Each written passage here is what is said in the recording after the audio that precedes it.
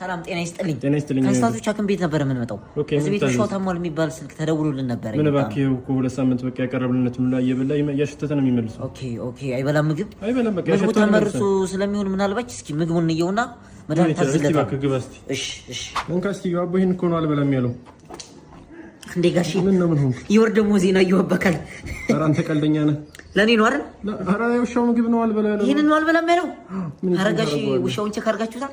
ቼክ አድርገናል። አንበሳ እንዳይሆን የምታሳድጉ ጋሺ። ኧረ አንተ ቀልደኛ ነህ። ኧረ አንዴ ያዙልኝ ጋሺ በእናታችሁ። አንዴ ለምናችሁ አንዴ ብቻ ለምናችሁ። ምንድነው? ተነስ እንጂ ትርፎ ቦታ የላችሁ። ውሻ አድርጋችሁ አርጉኝ እና ከሳለሁ ሽንቴን በሰዓቱ ወጥቼ እሸናለሁ።